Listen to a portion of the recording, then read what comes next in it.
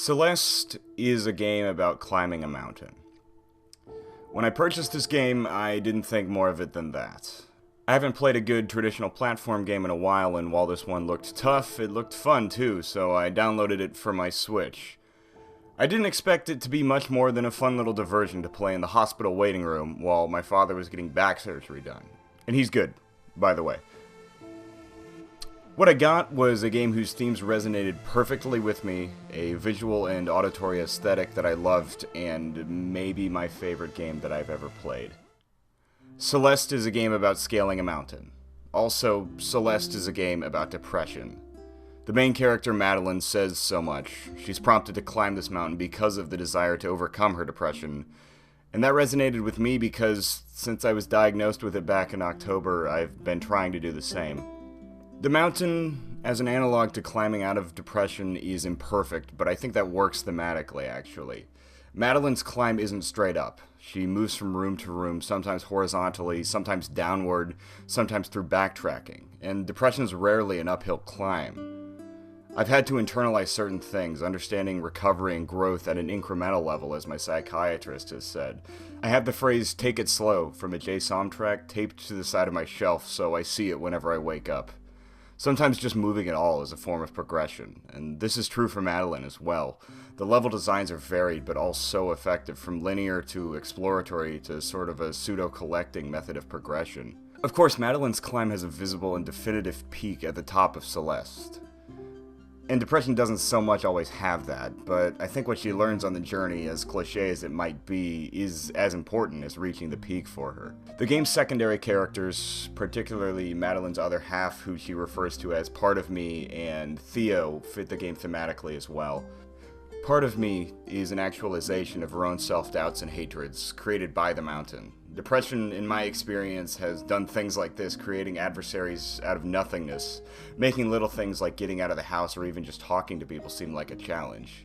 I don't want to give away too much of this game's plot. Originally, this video started as a dissection, but I kind of just want other people to play this game and have the same experience that I did. But the relationship between the two of them progresses beautifully, and it's incredible by the end of the game to see how they both grow and change together. Theo's a great supportive character in the story as well. He reminds me a lot of Greg from Night in the Woods. He's an actually supportive friend, and those are so valuable and appreciated in the life of a depressed person. There's a great game mechanic where the feather, which is a self-care technique taught to Madeline by Greg, becomes a gameplay mechanic that literally pushes Madeline forward, and I think that, I don't know, when I saw that, that hit me in such a fantastic way, where sometimes just little things that other people say to you are enough to push you forward, and to have that translated into a gameplay progression mechanic is, I don't know, that's incredible. I haven't seen that in a game before. There's just so much to love here.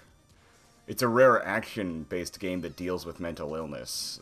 I see these themes fairly regularly in adventure games nowadays, and I'm so glad about that, but I'm also very pleasantly surprised to see Celeste meld depression as a narrative theme with the play mechanics and the level design.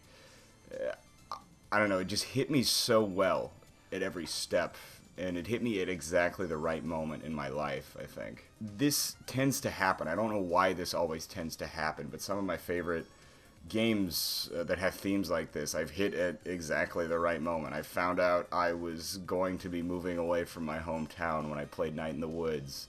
I was thinking about my own personal agency when I played Shardlight. I thought about how it was kind of moving forward in my life and moving away from high school life as I played Oxenfree.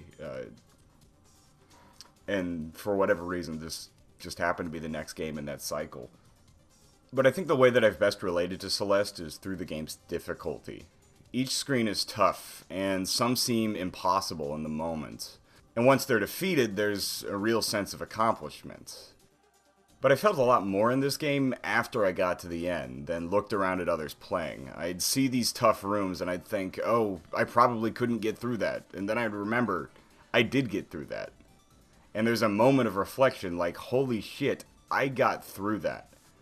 And that prompted me to think about, over the past 4 or 5 months of ups and downs, journal entries, jokes that cut a little bit too close to my own bones, how many tough days, how many hard moments I felt like I wouldn't ever get through. And holy shit, I got through that.